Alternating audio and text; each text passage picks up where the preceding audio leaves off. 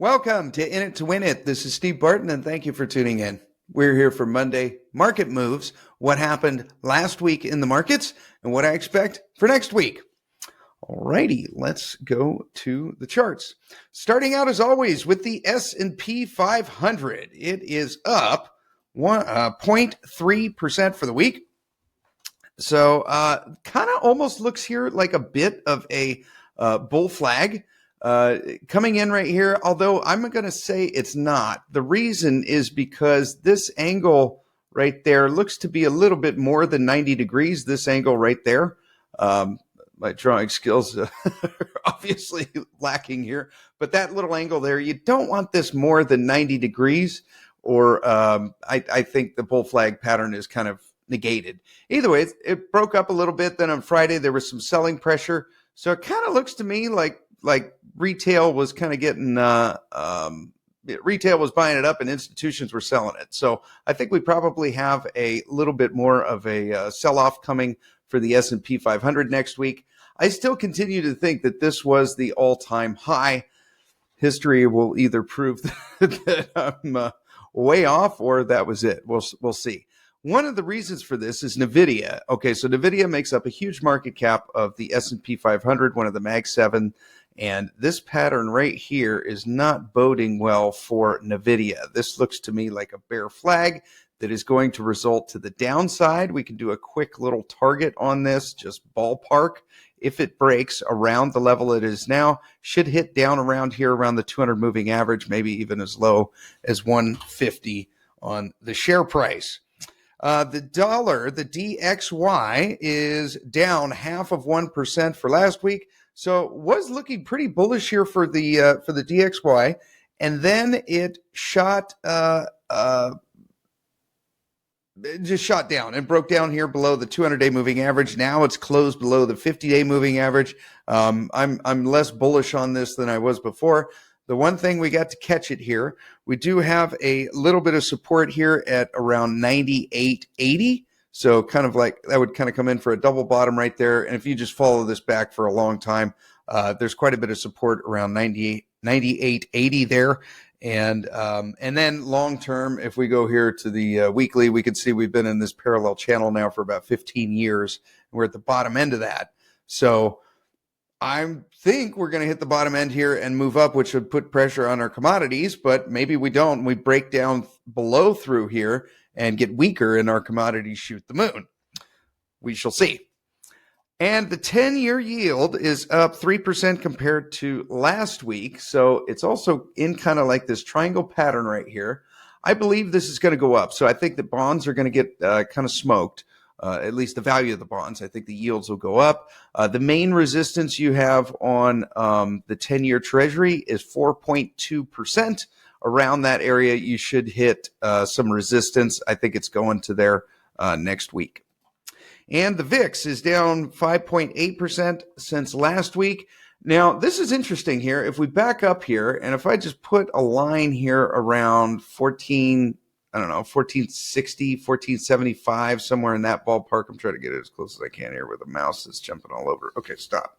Alternate H, boom, there we go. All right, so if you get down here around the 1475 level, I think it might be kind of an interesting trade. Look at how much price action is around that level. You had a period back here in November 2024 where it dipped below it for quite a few days. But I think if it got there, you might be able to buy the VIX as a trade and hopefully make the next ride up. Just an idea. Jaybird says, hello, Steve. I just came across this channel 2 weeks ago. Good analysis. What time does your video start on Sundays? 9 a.m. Pacific time, sir. Thank you for being here, Jay.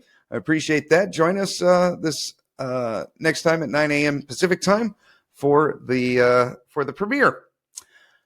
We'll do all the live chat. Thank you.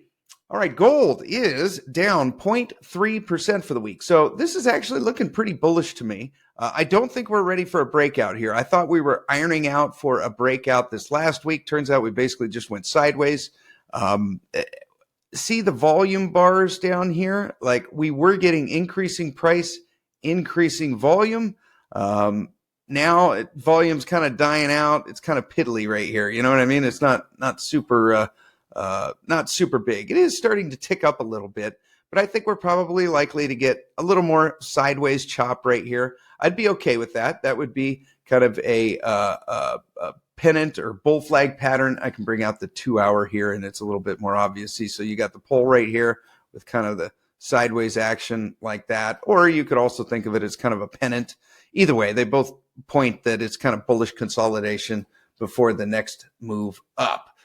But my bias for next week on gold is more likely sideways. All right, we still are in a tiny bit of contango. So the futures price is about, $45 more than the spot price. And gold divided by the S&P 500, this is showing literal movement of money going when the chart goes down. That means that the S&P 500 is outperforming gold. When the chart goes up, that means gold is outperforming the S&P 500. And the S&P 500 did slightly better last time. A little bit of a bearish pattern here. You could say this is kind of a bear flag, which could point to more downside, meaning the S&P would do better than gold. But on the other side of the coin, you have three moving averages here, the 20, the 50, and the 200 that are all in sequential order, which is a very bullish sign. So I'm kind of 50-50 on this one. 50% up, 50% down. I don't really see an edge betting either way. All right, and PHYS is down 0.6% for the week. So if you're new to the show, welcome. Glad to have you. And you want to bet on gold, I would start here. So start with your physical position first. This is an easy mouse click way to do it on the stock market, PHYS. You're literally buying into shares of gold bars sitting in a warehouse, right?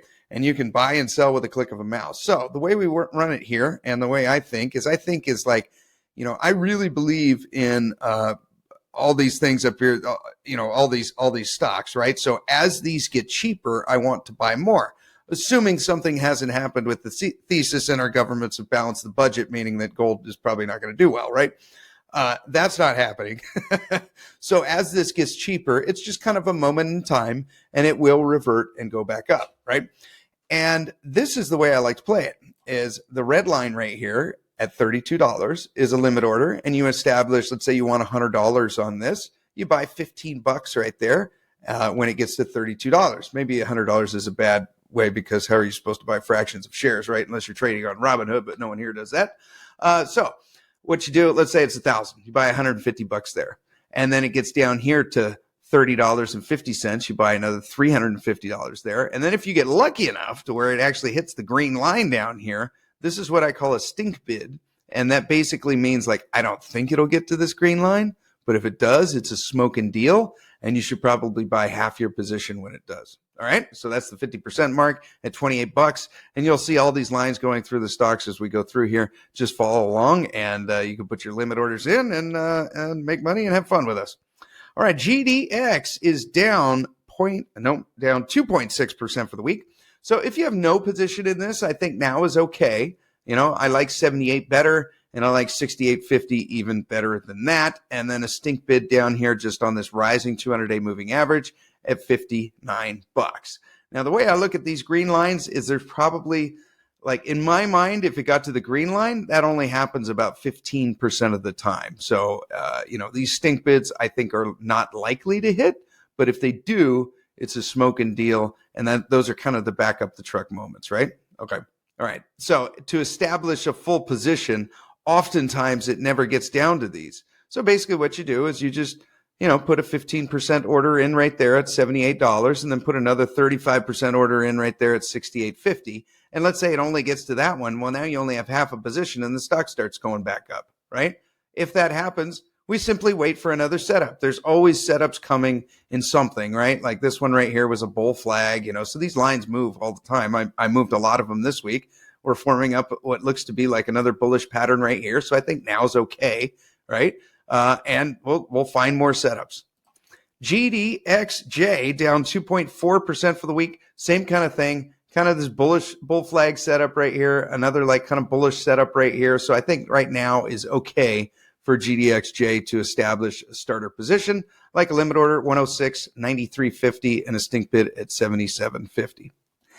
And silver is up 3.3% for the week. So this is absolutely fantastic. Looking great on silver. Let me back out here on the monthly chart. We're going to go back like 40 years on this thing.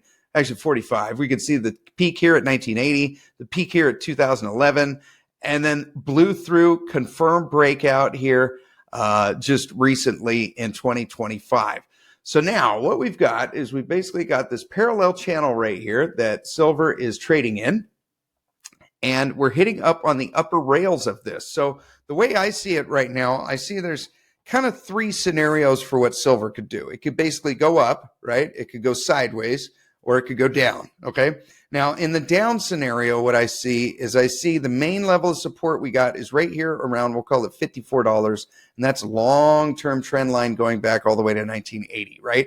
So it could go down here as a level of support, and then it could also go down here to the bottom of this parallel channel, also hitting right here on the rising 50-day moving average. That's quite a bit of support, and I would be decently surprised if we broke through that, okay? So I'd say the odds of it going down next week are probably 30%, and I would say the odds of it continuing this bull flag setup, just this bullish consolidation sideways here, is probably about a 20% odds of it going sideways here.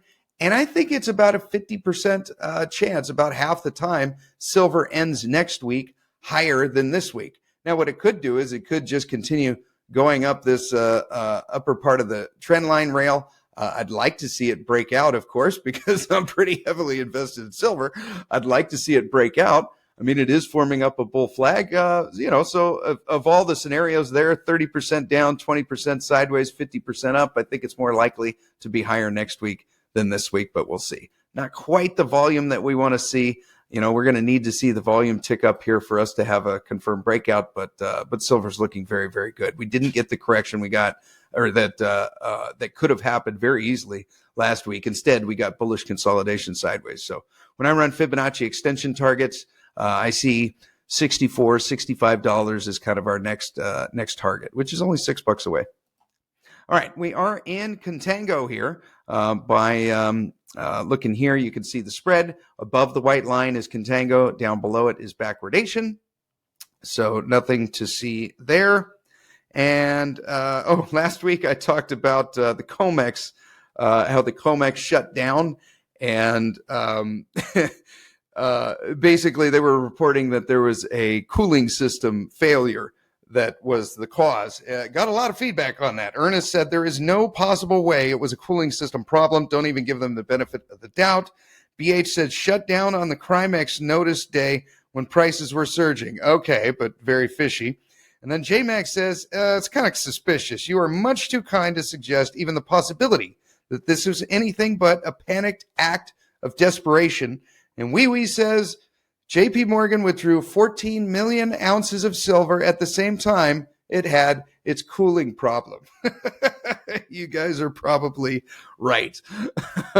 Okay, the gold to silver ratio is now, I'm rounding, 72 to 1. So this is kind of significant here. If we go way back on this, there is a boatload of support just above where it was at around 72 to 1. Now we broke down below that. So this is looking pretty good for silver right now. We'll see if it continues down. This does look a bit like a bear flag pattern right here, right? We got the pole right there and then kind of the sideways action. So if we apply that logic to the way you measure flag patterns, you just take the flag pole and you project it down to where the breakout would be. And we'll just move this up and down over here. And we could get to a ratio of around 62 to 1. So what's interesting about this, going back here, last time we were at this ratio was May of 2024. So pretty significant to see silver outperforming gold so much right there. Kind of cool. All right. And PSLV. So if you're new, welcome. And this is your PHYS equivalent for silver, right? PSLV. So this is physical silver on the stock market with a mouse click. And we can see similar patterns here. It's not a coincidence that a physical fund in silver will have kind of a bull flag pattern just like silver did, right? When silver goes up, people buy into this thing, and when silver goes down, people sell this thing, and this pretty much follows and tracks the commodity itself. All right, and then leveraging that on SIL, a global silver miners ETF, same kind of thing. We've got a bull flag pattern right in here, so I think now is okay. For SIL, I like a limit order at 76, then 65, and then a stink bid at 53.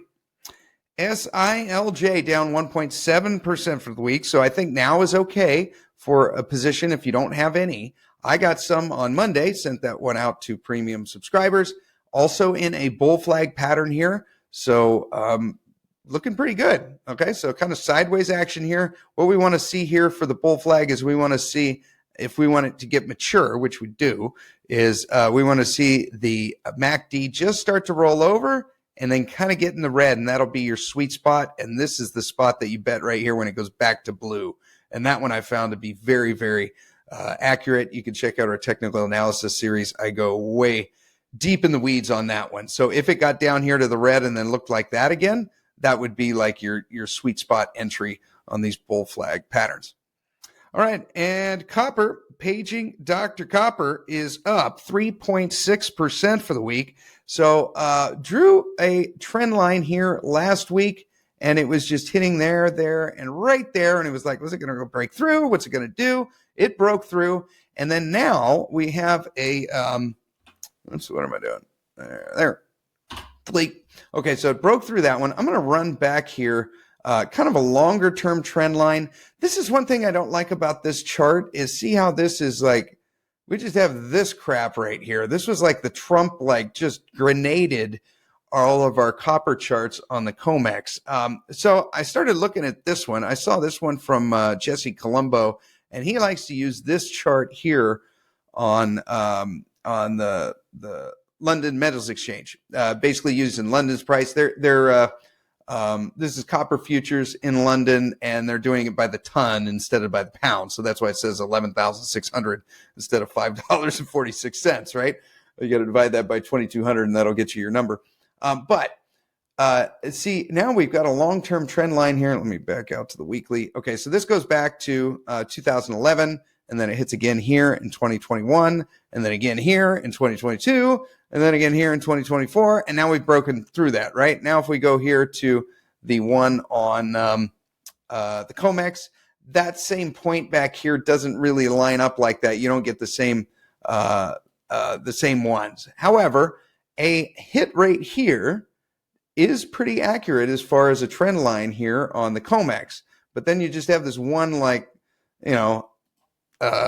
exception here because of the Trump tariffs where it threw this all out of whack for a little while.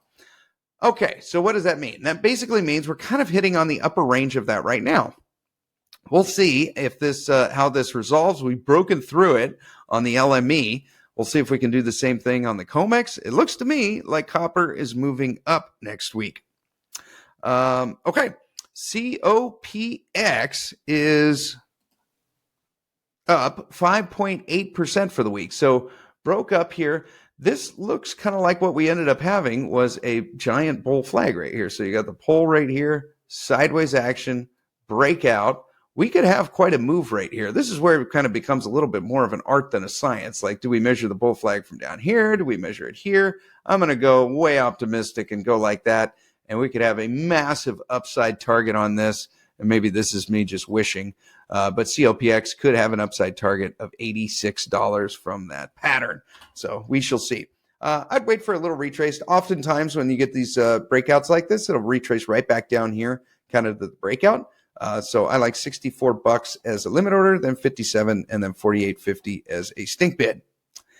And COPJ is up 3.9% for the week. So R. Hayes says, loving all that COPJ right now. Yes, we do as well, sir. Same kind of pattern here. See that bull flag and then a breakout right here. We could have a nice run here in COPJ. I like limit orders at $36.50, $33.25, and $30. And you got to be patient on these things. Remember, when things get really oversold like this, when you get RSI all the way down there, that's the time to click the buy button. You know, when these Liberation Day sell-offs, when you know everything, baby gets thrown out with the bathwater, that's the time you got to click the buy button, and that's what makes your year. It really is. So if you want setups like this, try joining our premium service. You get a whole nother video just like this every Sunday.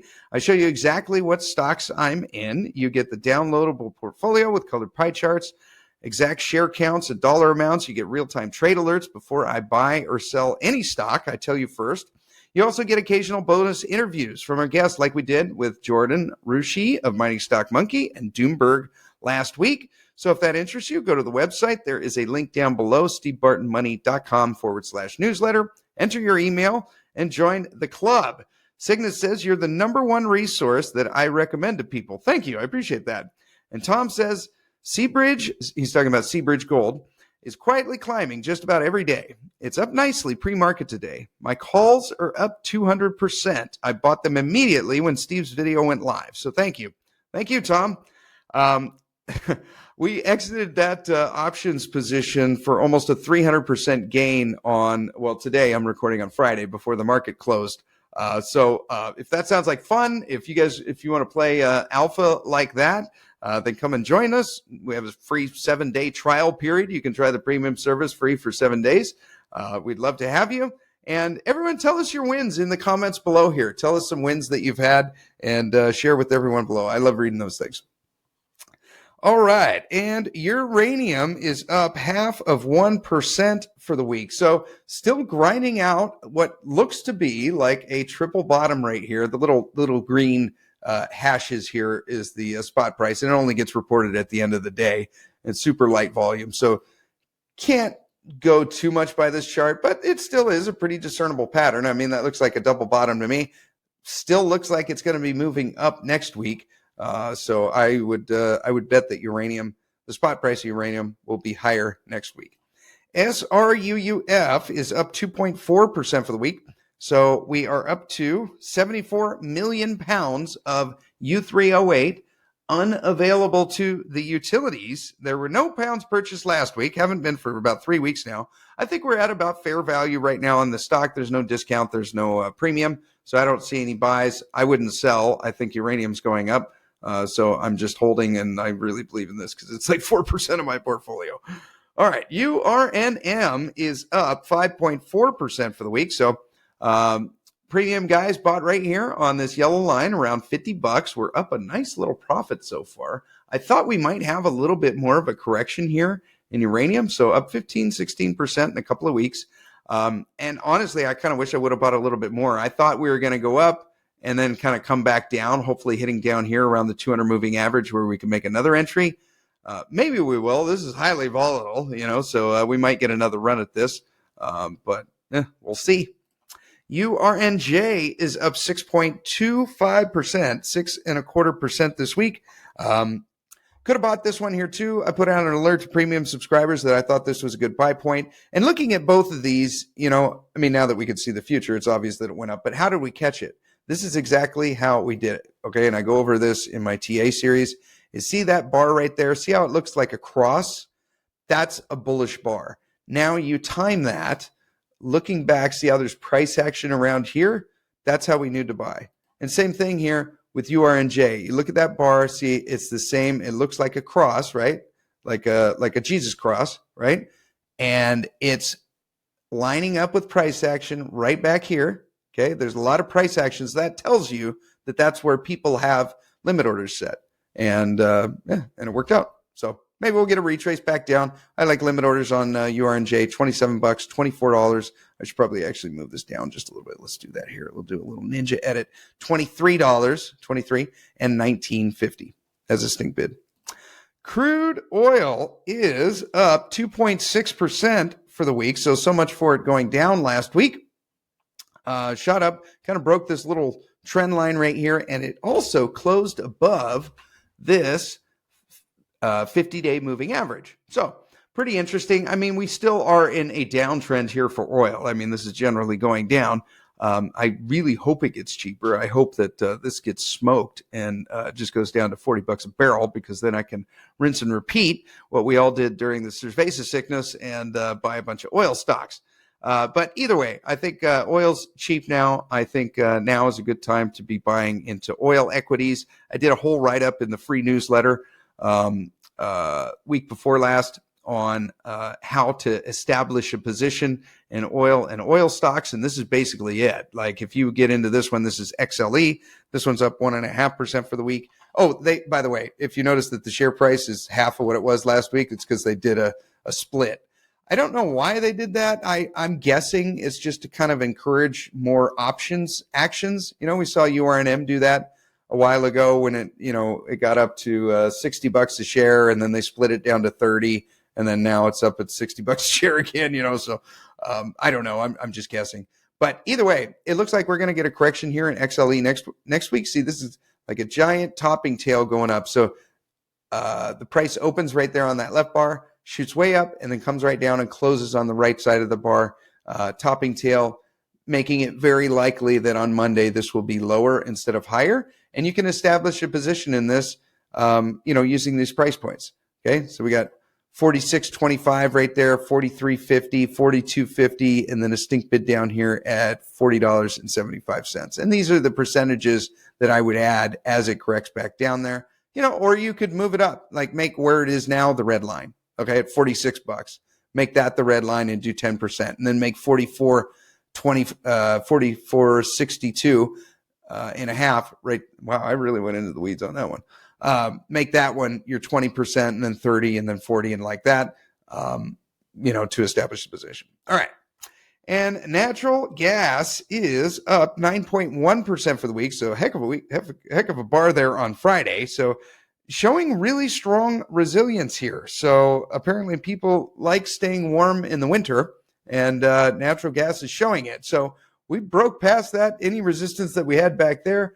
We're actually at a fair amount of resistance right now. But I'm going to say I think it's still going up next week. I mean, this is rising price, rising volume. See, this is what we want to see in gold and silver right here, right? We want to see rising volume like that, right? With rising price. That's like breakout central right there. That's pretty cool. All right, and FCG, our favorite natural gas ETF, is up 2.5% for the week. We do have a topping tail here on Friday. So just like we're talking about, this looks like an upside down cross, right? Usually indicating that you're going to get some kind of correction. If natural gas is moving up, I don't know that this topping tail is going to play out that much, but it is kind of telling right there. So I like limit orders at $24.25, $23.25, and $22. Next week in the pipeline, I am going to be going on Charlotte's show, Investing News Network, on Monday. Tuesday, I'm like a good role model. I'm going to take the kid out of school so that we can go fishing. That's all he talks about anymore is fishing. Wednesday at 6 a.m. Pacific time, we'll be doing another live stream. So premium subscribers, if you want me to look up anything in any questions you got, I can address them right there. If you're not going to be up at 6 a.m. Pacific time, the reason we're doing it that early is because my editor, our editor, Mark, in the Philippines, that's going to be like 10 at night for him. So we had to find a happy medium between the two of us getting on. And it looks like 6 a.m. is it. So it'll be recorded and you can watch the replay. But premium subscribers, if you want me any questions or anything, put a comment under your premium Monday Market Moves video this week, and I'll pull your questions from there. Thursday, I'll be in the Rule Classroom Plus for a question and answer with Rick Rules. So anyone can watch. It'll be live streamed through YouTube. But if you want to ask a question, then you must be a part of the Rule Classroom Plus. So there's a link down below. Would love to have you join us.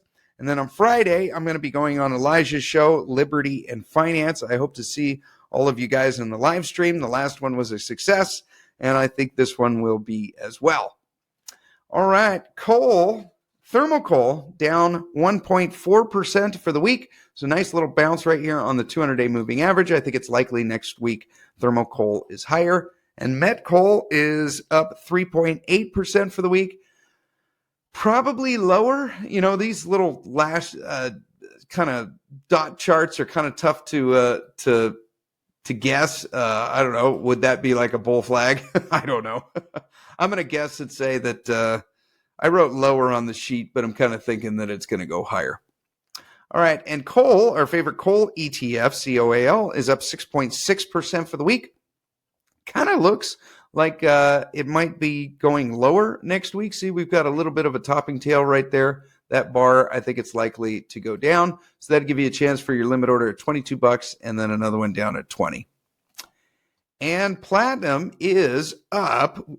You got your hopes up, didn't you? down 1.5% for the week. So this is, why did I draw that? Oh, this circle was for the premium guys. We had a call option on Sibanye-Stillwater. So that is probably the biggest platinum and palladium miner on the planet out of South Africa. They've got a deposit in the U.S. But basically, we had some call options betting that platinum was going to move up. But as soon as we saw that topping tail right there on Monday, that was a clue that it's likely that platinum will be lower for the rest of the week.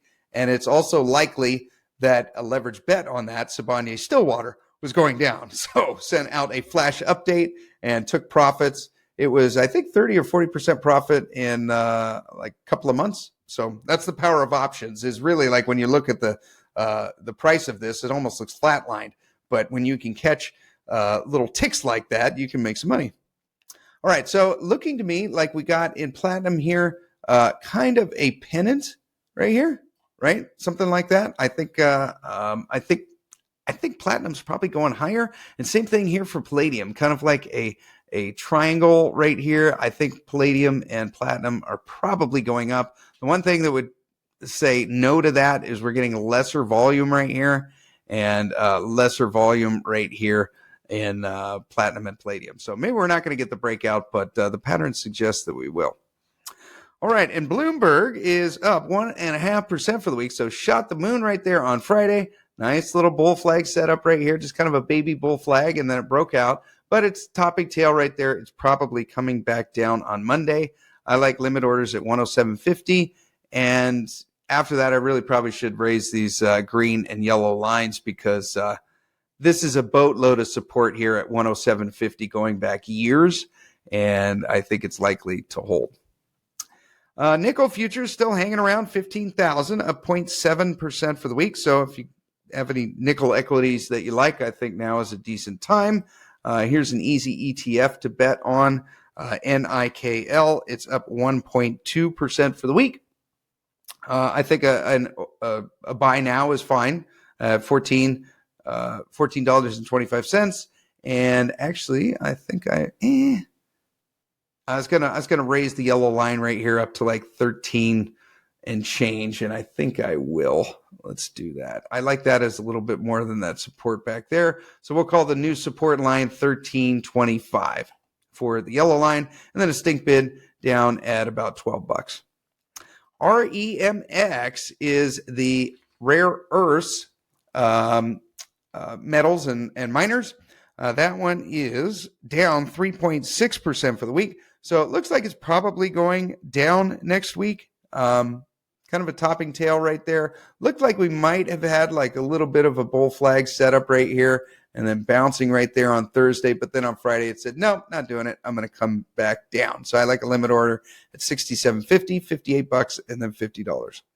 And PIC, our favorite metals and mining ETF, is up 3.7% for the week. So it kind of had a triple top right here, right? 1, 2, 3, and this would be the confirmed breakout. So if you just bought breakouts like that, like right there, I think that'd be pretty sweet. It may come back down here and retrace. This red line right now is going to be the new support line, because that was previous resistance. Now it's support. So if it comes back down here to $47, I really like that for a limit order. And wrapping up with Bitcoin is down 1.2% for the week. So we've got a zooming out here. Okay, so had a really nice sell-off here in Bitcoin, got down to the 85,000 level like we thought. I thought it was going to continue and go down to the 75, and that just didn't happen. We got a bounce right here. Looking like it's kind of forming up a bear flag, right? So we had a little baby bear flag here, right? We got a bear flag there. And that's kind of the way these flag patterns go, is you'll get them in sequential order, right? So bull flag, bull flag, bull flag, right? They just like stair step, and they do the same thing on the way down. And it looks like we're getting another bear flag here in Bitcoin. So if you're heavily invested in Bitcoin, cover your ears, because we have a downside target here. If we run the poll all the way down, and then we project it down from the breakout down to there, pull it up. Oh dear, that's around 62,000. That could be the downside target. doesn't mean that it's going to get down there. And we certainly have to first get through this 75,000 level here on Bitcoin, which has a boatload, I repeat, a boatload of support. So don't get too scared about the $65,000 level, but I feel pretty confident that not necessarily next week, but here in the near future, we'll be down at 75. We'll see if that level holds. If it doesn't, we could be going down to the bottom part of this parallel channel, which, like I said, around 60, 61, 62,000. All righty. Well, thank you guys for being here. I appreciate you guys. Love you guys. If you want to play a little more alpha, make sure you check out our premium service. You get a whole nother video just like this with company-specific charts, real-time updates of what I'm personally buying and selling with my own money. Remember, when you sign up, as long as you never cancel, you are grandfathered in at that price. Thank you for being here. Go to stevebartonmoney.com for more, and have a wonderful day.